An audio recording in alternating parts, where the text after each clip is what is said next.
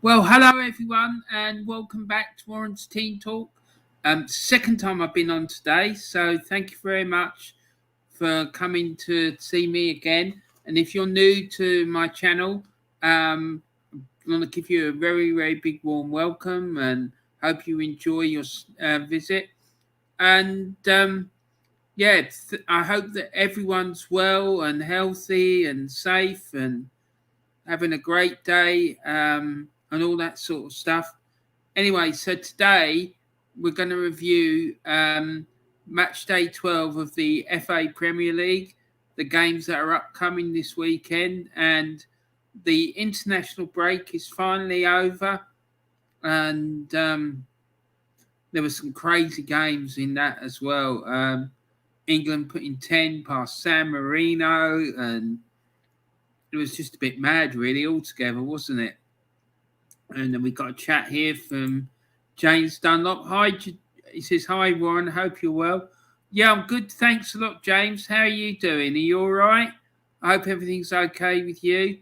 And it's nice and sunny for you up there, up on Merseyside. It's not particularly sunny here, mate. I can tell you. It's raining. It's cold. It's bloody horrible, to be quite frank. But never mind. Such is life, as they say. Anyway, yeah, so we're going to review match day 12 of the FA Premier League games this weekend.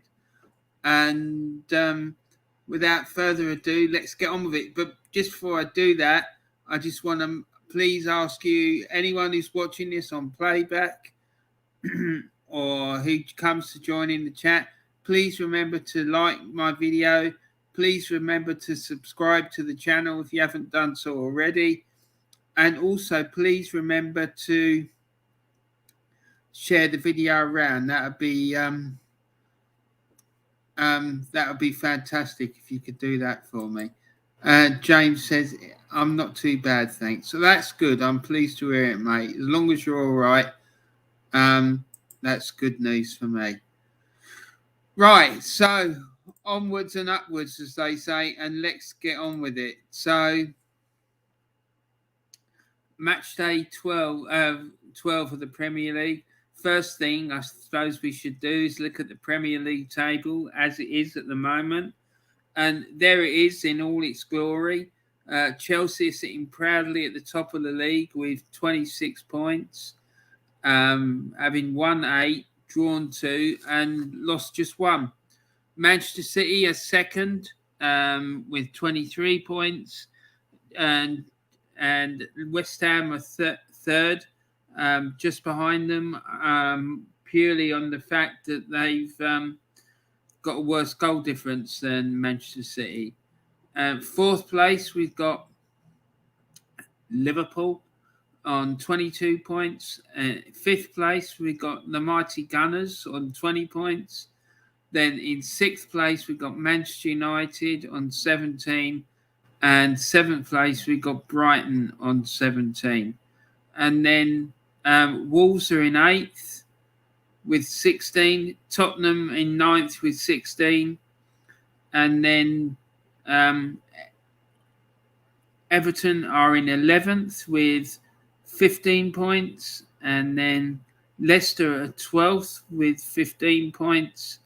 And in the bottom three, we've got Burnley, Newcastle, and Norwich. Burnley have got 8 points, and Norwich and Newcastle are both on 5 points. And Newcastle are still waiting for their first win of the season. So there you go. That's the league table. We're going to be popping backwards and forwards to the league table shortly, but at the moment, let's look at the matches that are coming up. We've got Leicester. The first game of the day is Leicester against Chelsea. Then we've got Aston Villa versus Brighton and Hove Albion. Burnley against Crystal Palace. Newcastle against Brentford. And Norwich against Southampton. So my predictions for these games, I think that Chelsea are just going to edge themselves past Leicester by 2-1. Villa against Brighton, which will be Steven Gerrard's first game in charge of Aston Villa. I think will be a 2-2 draw. I think that there may be a slight improvement with Aston Villa, the fabled new manager bounce and all that carry on. But Brighton are a very, very good side, and particularly under Graham Potter, the Lee Gunner lookalike. I think it's going to be a tight game, but I can't see Villa winning it. I think that's too much to ask, really. But I think that it potentially could be a draw. And James has come in with the chat saying Leicester 1, Chelsea 2 should be a good game. Yeah, I think it will be as well. It'll be an interesting game for sure. Because I was quite shocked when Arsenal played them a few weeks ago now, how he managed to race into a 2-goal lead the way we did and then held on to it. So, yeah, I think it will be an interesting game. And then Burnley against Crystal Palace, another interesting game, I think, because Burnley have started to pick up a bit of form of late. Well, I say a bit of form. They've had some improved performances, I think is the best way to put it. And I think that Palace have started not to surrender leads at the end of games, which is a good thing for them. And I think Palace will win this game by 1-0. And then Newcastle against Brentford. It's going to be Eddie Howe's first game in charge of the Magpies at St James's Park. And that place is going to be absolutely rocking, because I'm sure that if Eddie Howe can get that team playing football the way that he likes his teams to play football, they're going to absolutely love him, because he likes to play on the front foot. He likes to play very attacking football, and the Geordies will love that. And that ground's going to be absolutely bouncing, I'm sure of it. And I think they might get their first win of the season this weekend against Brentford. Brentford have had a bit of dip in form of late, and Newcastle going to be buoyed by the fact they've got a new manager. So it's all teed up for a Newcastle home win. Whether it will or not, that's another matter. With the Premier League, you never bloody know, really. And then Norwich against Southampton, another game with a new manager. Norwich, obviously, as we know, sacked their previous manager, and they've appointed, what's the guy's name that was manager at Aston Villa? They appointed the manager who was at Aston Villa.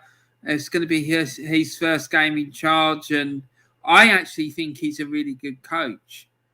And I wouldn't be at all surprised to see Norwich get a win out of this game. And I think that my prediction for that game is that it's going to be a 2-1 victory for the Canaries.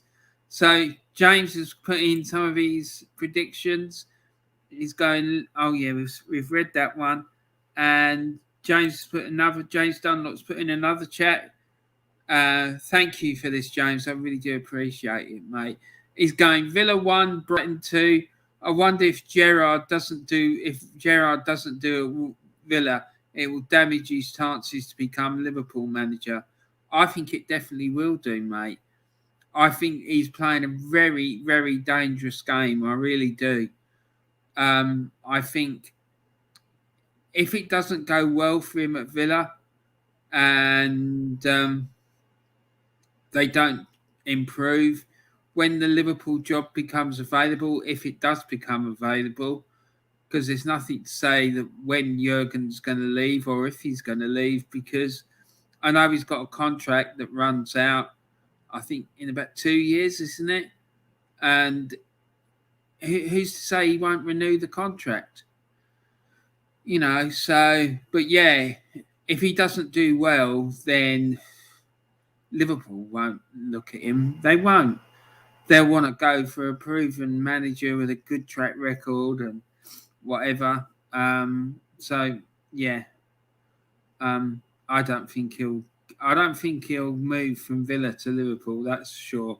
Even if it does go well for him, but he needs to get Villa, in my opinion, back up challenging for top 4, top 5, or top 6. They were used to in the mid to late 80s, when Ron Saunders was there, then when they won the European Cup in the early 90s as well. They used to have really good side. And I remember before George Graham, it was before Arsene Wenger come to Arsenal. They were regularly toing and froing with Arsenal for top 4, top 5 position in the first division. So, yeah, I can't see that. I can't see him. I'm just not convinced that he's that great a manager, to be honest. I know he did well at Rangers, but I think my neighbour's pet dog could probably go do a good job at Rangers, to be quite frank. And when you look at his record at Rangers as well, in comparison with some of the other managers that they had there before Gerrard, I don't think it's that much better, or if better at all. And the only reason that they won the league was because the whole thing with Celtic just fell in on itself, and it was just an absolute disaster that season. Anyway, I'm rambling now. So James has come in with another chat saying Burnley 1, Palace 1, Newcastle 1, Brentford 1, Norwich 0, Southampton 1. So that's interesting. James has gone with some interesting results there, and I think I understand why. The Norwich Southampton one, he's gone for the opposite of what I have, but yeah, fair play to him. Some good predictions there, mate. And Dean Smith, you mean, Warren? Yes, yeah, that's the one. So Dean Smith's gone in at Norwich, and like I said, I thought he was a good coach, but lots of people were saying, well, is the reason that he struggled this year with Villa because they sold Jack Grealish, and Jack Grealish was the talisman of Aston Villa, or one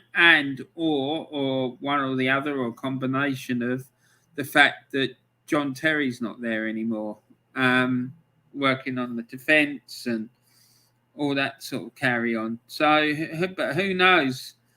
Let's see how he gets on at Norwich, because I don't think Norwich are a particularly bad side.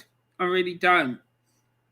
And I find it strange that they absolutely smashed the Championship last year, and then they've come up this year and they struggled so badly. I just don't get it, especially when other teams that they come up with, such as Brentford, who came up through the playoffs, by the way, and would finish 10 points behind Norwich, have performed so much better. I just don't get it. Maybe it's the styles of football, but maybe Brentford's style is much more suited to the Premier League than what Norwich's was. But who knows? What do I know? I'm just some clown who sits on YouTube talking nonsense most of the time. But there you go. So the next lot of fixtures, we've got Watford against Manchester United. And for that game, I've gone for Watford to lose by 2-1, because what I heard this morning was that Ollie is again in danger. He's 90 minutes away from losing his job. And we all know what happens when Ollie is that close to getting the sack. He pulls a win out of the bag, and then we go back on the roundabout again, and it goes round and round and round until the results go really badly again. And then when they get really bad and they get to the point where they're about to sack him, he gets another win, and then he goes on and on like that. So there you go. Wolves against West Ham. Now, this for me is a really interesting one. Wolves have been playing quite well of late, but they're again South West Ham, and especially that game against Liverpool. I thought they were absolutely superb, and I can see them winning that game by 2-0. And then we got the Liverpool against Arsenal clash. We're going to Anfield, and every time we go to get Anfield, we get absolutely slapped all over the place. And I can't really see any reason why that's likely to change. I think, particularly if Liverpool go in front, and if they go in front in the first half, in the first 20 minutes, then I think they'll destroy us. I really do, because I'm not convinced that Arteta has got the tactical astuteness to be able to turn a losing situation into a winning one. So that's my thought on that. And I think Liverpool will end up winning by 3-0. And Manchester City against Everton. Sorry, James. I think you're going to get slapped up in that game. I think Man City will win by 3-1. Although I do think that Everton will put in a much improved performance in this game than what they have done recently. So I think the green shoots of recovery are going to start showing in this game. And then the next game is when you're going to notice a difference, I reckon. Tottenham against Leeds. Now, this will be another interesting game. And I think it's going to be Antonio Conte's first league game in charge at the Tottenham Hotspur Stadium. And I think they're going to win by 1-0, to be frank. So, yeah, that's my predictions. Let's see what James has put quite a lot of chats in, so let's see what he's saying. I think it's because Grealish leaving has had an effect on Villa, and all the signings haven't fully gelled as a team. Yeah, because they've signed quite a lot of players, haven't they, James? And in my opinion, it's always difficult to bed in a lot of players all at once.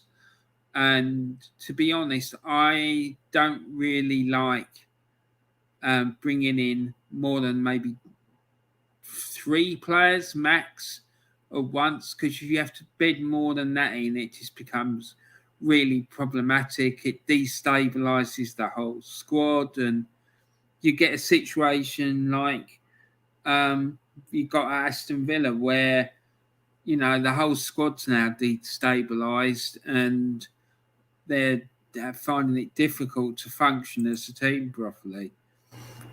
James is saying Watford 1, Man United 2. He thinks that United will just scrape it. Yeah, I do. And I think it's because Ollie's job's on the line. And as always, he always pulls it out the bag when he's in trouble. And James Dunlop's saying Wolves 1, West Ham 3, Liverpool 3, Arsenal 1. Sorry, Warren. If it was at the Emirates, maybe you might have a chance. But with it being at Anfield, it's going to be tough for you guys. Yeah, mate. That place is not a happy hunting ground for us at the best of times, except for in 1989 and like after that for a few years we did quite well there, but not recently. No, I think the last time we picked up any points at Anfield was when Mikel Arteta was in the starting 11. So that tells you how long ago it was. Maybe he could play on Saturday and let someone else manage your team. But there you go. And Man City 2, Everton 0. Honestly, can't see anything on Sunday. I know Palace went there and won, but they showed no fear. We do nothing but be fearful. Mate, I just think that, again, I say this to you every single week. I think it's because of the lack of quality as backup players that you've got in your squad. I just think that's a big problem, because One, it means that the players who are starting regularly know that their position's not under threat and they don't have to worry about not performing because they know they're going to get picked regardless. The second thing is that if someone goes down, if a key player goes down injured and can't play, then the players you're going to bring in to replace them till they come back from injury aren't up to scratch. And if Everton want to push on and be successful, because I think they got the manager to do it, I really do, and everything else is in place to do that. I think they need to go and spend some money in the January transfer window and address the problem, because otherwise it's not going to happen. And then finally, James is going Tottenham 2, Leeds 1. Yeah, I think Antonio is going to get his first win at the weekend.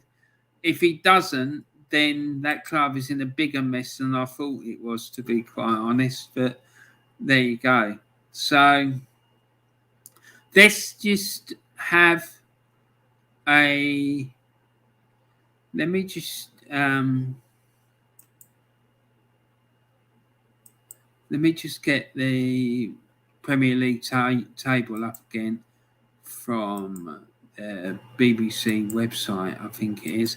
Yeah, here we go. Because, yeah, the reason I'm showing this is because it shows... hold on.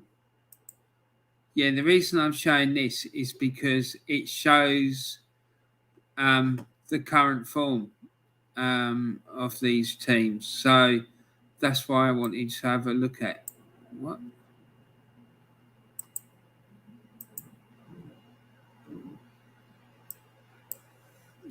Hold on. Sorry, guys.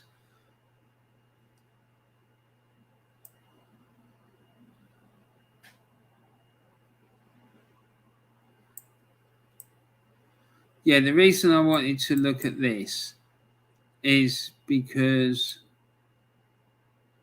yeah, it shows the current form of the teams in the Premier League. So as we can see, like Chelsea, like they've won 4 of their last 5, but Manchester City have had at the last 5 games they've only drawn. They've only won 3 of them. They've drawn 1 and lost 1 as well. Whereas Liverpool have drawn 2 and lost 1 of their last 5 games. So, and Arsenal have won their last 3 and drawn the 2 before that. So form would suggest that Arsenal got a chance at Anfield, but I can't see it, to be frank. I think we're going to get slapped. Manchester United's form is there for everyone to see. They're like in a mess. Brighton seem to be draw specialists. They've drawn 4 of the last 5. So, and then Everton's form, they've drawn 2 and lost 3 of the last 5. So, yeah, it's not good. And Palace, look at that. They're unbeaten in 5.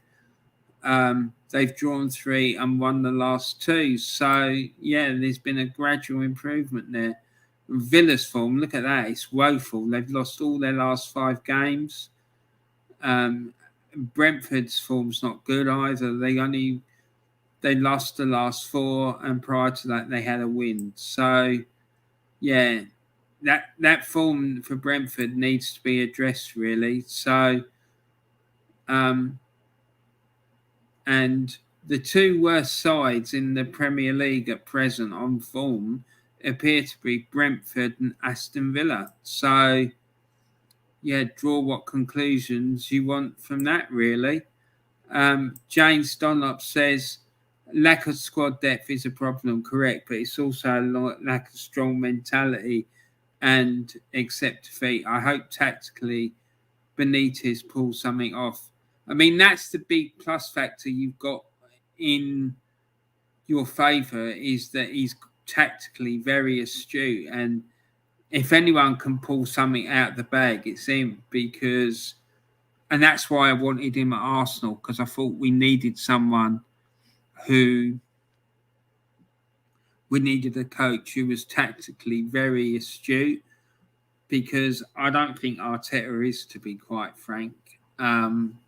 So yeah, I've got every faith in him. It's whether or not he can turn round, he can sort out this squad issue, and then also this issue that you brought up, because I hadn't thought about that, to be quite frank. I didn't realise that was a big problem at Everton, about the lack of strong mentality and accepting defeat. I mean, I have to say I'm a bit surprised that that's the case, given that you've got big Duncan Ferguson there, because I can imagine that he'd be having people up by the bloody throat in the dressing room if they weren't like putting in 100% effort and, you know, showing a bit of a strong mentality, because he was like that as a player. And as you know, mate, he's a massive legend at Everton, isn't he? So then James Dunlop said, I've heard Nicolas Pepe is linked away for a move from Arsenal. Someone told me Everton are one of 3 clubs looking at him. That's just rumours so far. Mate, it's all a load of crap. Honestly, it is. I was watching the Lee Gunners channel the other day, and he was talking about it. And apparently this whole rumour started when an Arsenal YouTuber was asked their opinion about Nicolas Pepe, and he just said, oh yeah, he thinks that Arsenal should sell him for 25 million.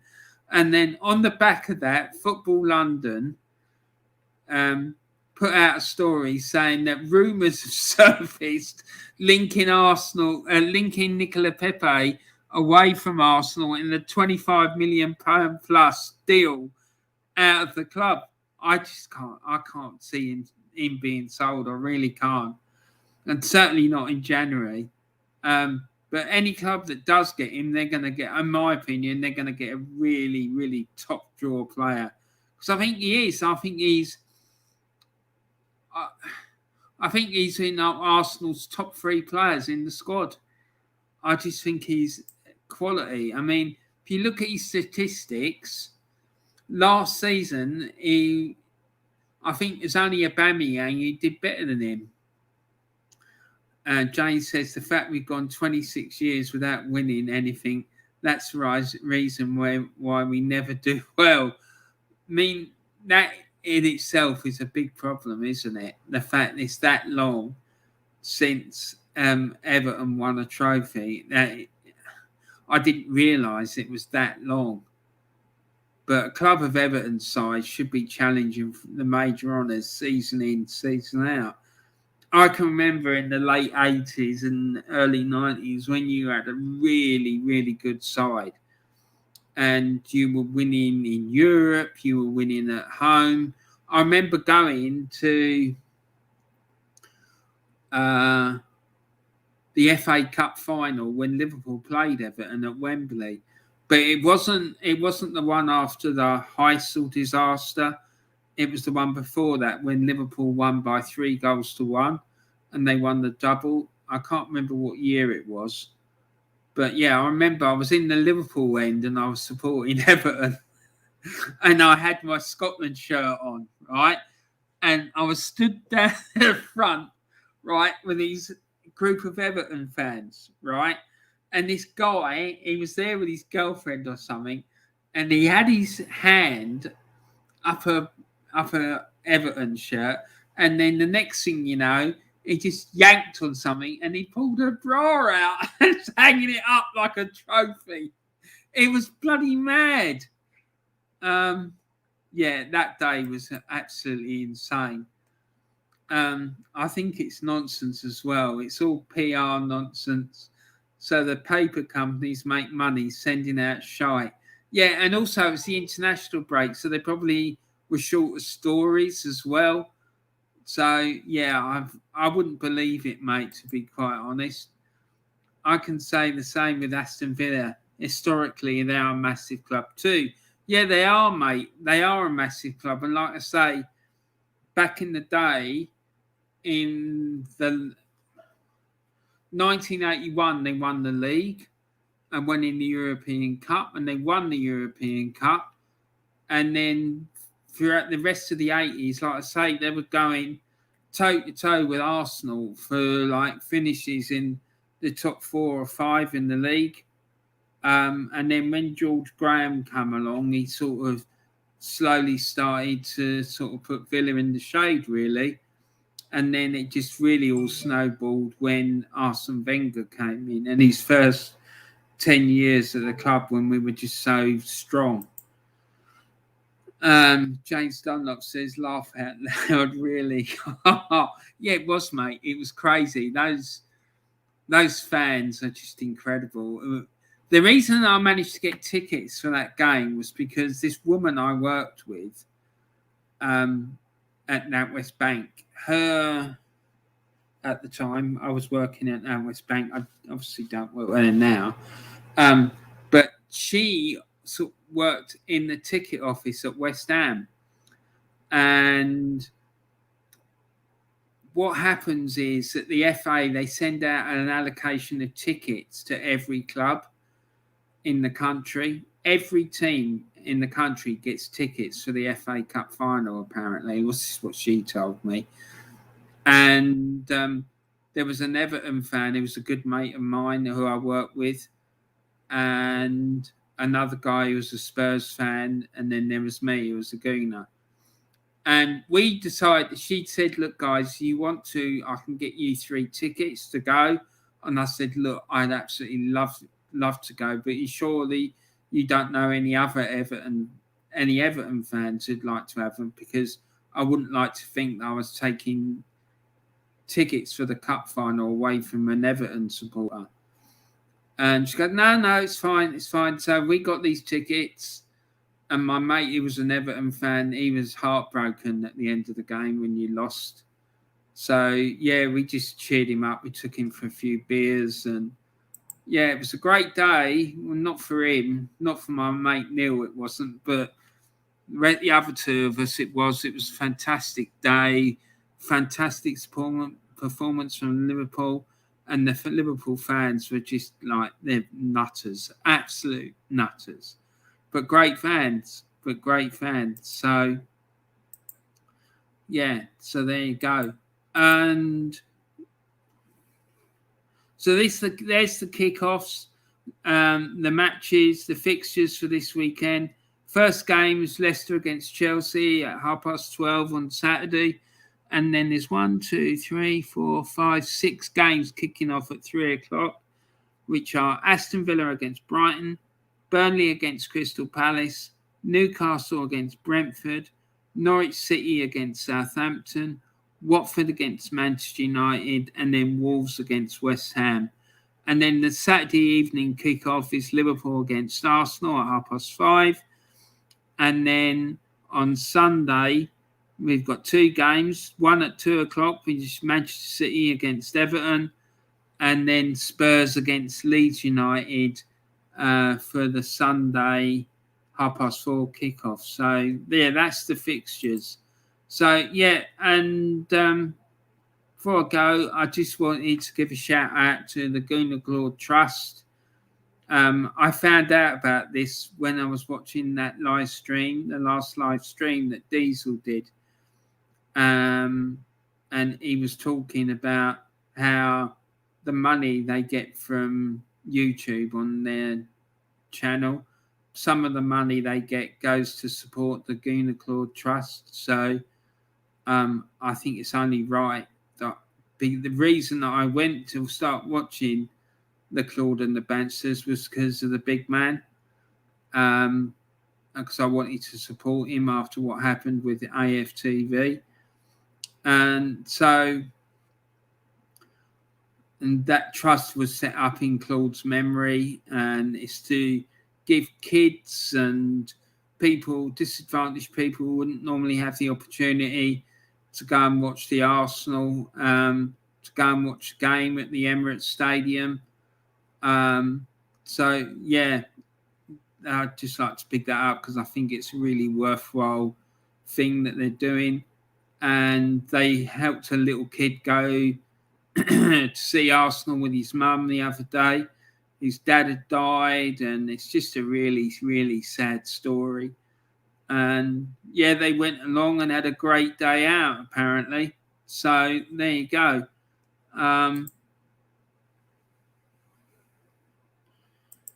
then James Dunlop said, the only final I've been to was the 2009 Cup final. The one game that really broke my heart. To be fair, Chelsea on that day were the better side. Mate, it's horrible losing a cup final at Wembley. I've seen it Arsenal lose twice, and there are no words to describe how painful it is. I've seen Arsenal losing an FA Cup final against West Ham in 1980, and then I saw them lose against Luton in the League Cup final. I think it was in 88, and both occasions really, really hurt me. But the 1987 final, when we beat Liverpool, that was just wild. It really was. I'd had an absolutely amazing weekend because the day before I'd been in Glasgow watching Celtic beat Rangers in an Old Firm derby by 3-1. And Brian Chocky McClare scored from the penalty spot and then proceeded to run behind the goal and knelt down in front of the Rangers fans and crossed himself like that. And the Rangers fans all just surged forward and were going mental. It was absolutely hilarious. I loved it. And by the way, anyone who's watching this, go and check out the A Celtic State of Mind YouTube channel and watch an interview they did with Brian McClare, because it is absolutely superb. The man now, he's got this like full-on, real massive bushy beard and whatnot, but he's hilarious to listen to. And some of the stories he tells about why he got the nickname Chocky, and it's quite funny. I'm not going to ruin it for you and tell you. Just go and tell you why he's got that nickname Chocky, but go and check it out because it's a brilliant, brilliant interview. Claude will always be missed. What a gentleman he was. Absolutely, James. You're 100% right there, mate. And James Dunlop says, don't forget, guys, hit the like to the video and subscribe to Warren's Team Talk. Thank you very, very much, James. Yes, please, guys, make sure you subscribe to my channel. And please make sure that you hit the like button and make sure you share my video around with as many people as you possibly can. It'll really help me to get this channel growing, and I'd really, really appreciate it. So if you want to help me, then that's a really good way to do it. And yeah, so finally, the last thing I wanted to talk about. Hold on, I'm not. Hold on just a sec.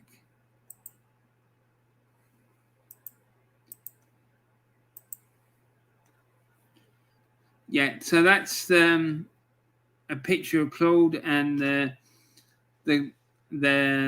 picture from the GoonerClaude website that I was talking about just now.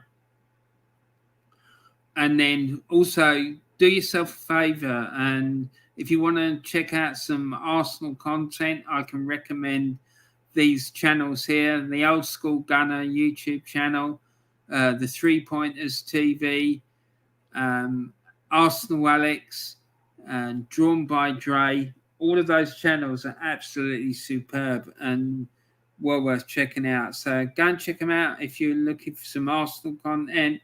Subscribe to their channels and share their content around and put likes on their videos, because yeah, they do provide excellent content. And then last but not least, the one and the only, the Claude and the Bansta's channel. As I said, they do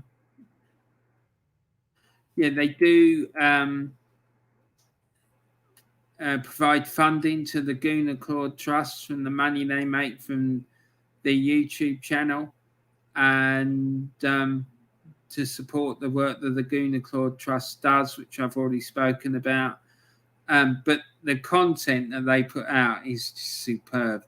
It used to be this gentleman here, Claude, and then Diesel and Terry, and Diesel and Claude would go at Terry all the time, but now it's just Diesel and Terry presenting the show. But whenever Diesel and Terry are on there together, it's popcorn time because the two of them go at each other like cat and dog. It is hilarious, and it gets really, really heated. So it's definitely worth a visit and worth a watch. So go and check them out. It's an excellent channel, and again, they're helping really disadvantaged people to be able to get to games at the Emirates Stadium. So yeah, well worth subscribing to them. So yeah, that's the end of my preview for match day 12 of the Premier League. I'll be back on Monday or Tuesday for the next video in this, which will be to review the weekend's fixtures. And on Saturday, I'm going to do the match day live. Now, I'm not quite sure where that's going to take place, whether it's going to happen on here or it's going to happen on my colleague, the Old School Gunners channel. But it definitely be happening one way or the other, because we've got a lot of games to cover on Saturday, so it's going to be pretty amazing. So, yeah, look out for that. It'll probably start, if it's on my channel, I'll probably start the coverage about 2:40.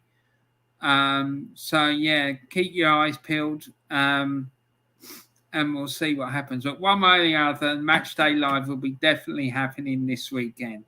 Anyway, so that's it for now.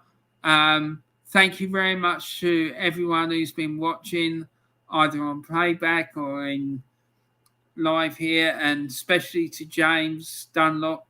Thank you for all your support, as is per usual. And thank you very much for your comments and what have you. I really do appreciate it. And there's some more. James says, I won't be involved in that stream on Saturday because I'm out all day getting stuff prepared for Christmas. Oh, bless you, mate. Well, I hope that goes well for you, buddy. And, yeah, I'll be thinking about you on Sunday when you're playing Man City. So I just hope that it's not an absolute disaster. Not like it was when we went up there and played Man City. And James Dunlop says, cheers, Warren. Take care, mate. And you, buddy, and good luck with the Christmas stuff. I hope that goes well. So take care, everyone. Please remember to subscribe to my channel. Please remember to put a like on the video and share it around. And also, more importantly than any of that, please remember to share some love and kindness around the world and support each other. And have a great day. And I look forward to seeing you all again soon. Take care, everyone. Thanks very much. And bye for now.